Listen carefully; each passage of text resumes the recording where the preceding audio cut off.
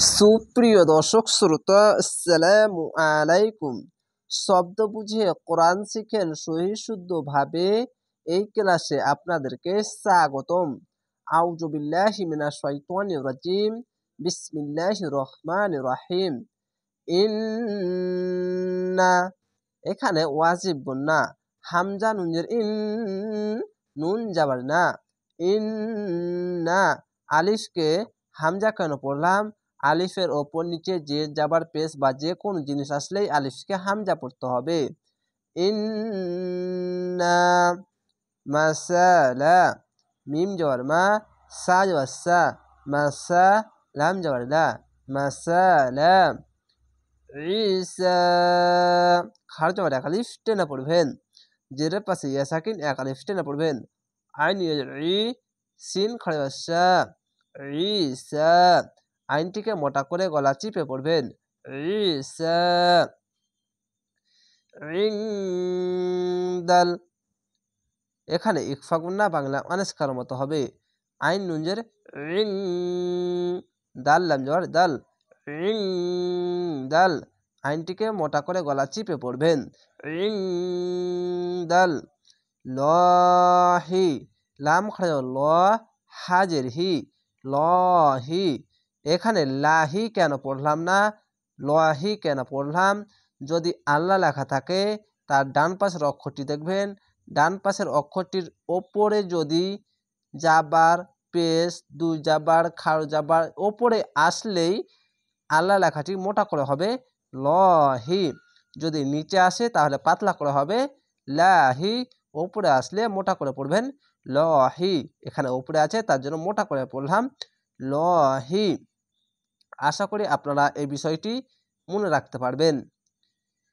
কামাসালি, কাব জবর কা, মিম জবর মা, কামা, সা জবর সা, কামাসা, লাম জের লি, কামাসালি।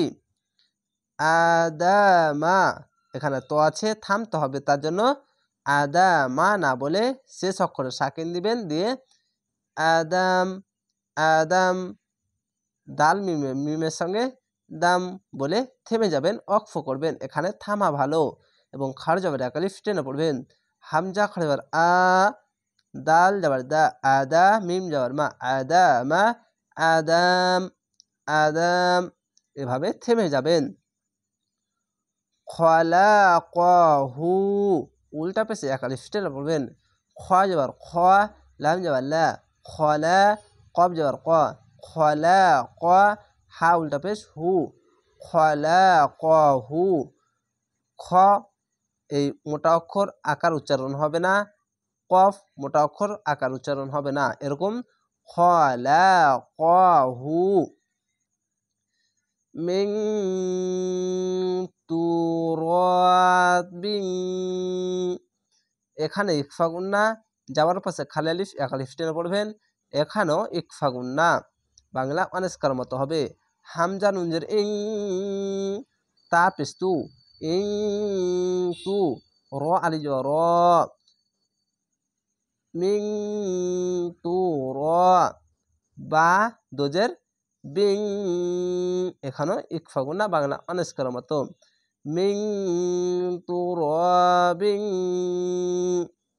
সুম্মা, এখানে ওয়াজিব গুন্না, সা মিম পে সুম, মিম যাওয়ার মা, সুম্মা।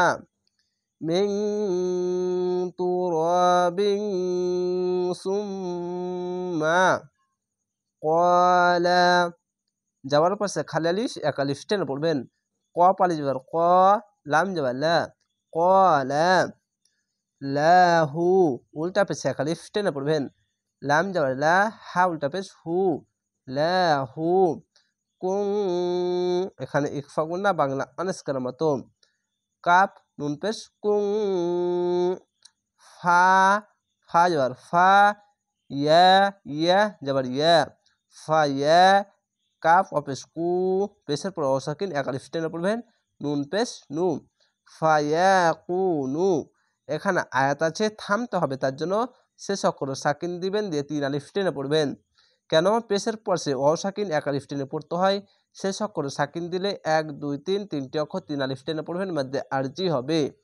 একটি বিষয় অবশ্যই খেয়াল রাখবেন, যদি আয়াতের এই শেষ অক্ষরটিতে যদি সাকিন দিতে হয়, তার আগেকার অক্ষরে যদি টান হয় তাহলে 3 আলিফ টেনে পড়বেন, মধ্যে আরজি হবে। এই বিষয়টি অবশ্যই খেয়াল রাখবেন। ফায়াকুন, এভাবেই থেমে যাবেন, অক্ফ করবেন। আশা করি আপনারা বুঝতে পেরেছেন। এভাবেই ক্লাসগুলো দেখবেন, ইনশাল্লাহ অনেক দ্রুত রিডিং পড়তে পারবেন। তো অবশ্যই চ্যানেলটিকে সাবস্ক্রাইব করে রাখবেন পরবর্তী ভিডিও দেখার জন্য। ভালো থাকেন, সুস্থ থাকেন। আসসালামু আলাইকুম।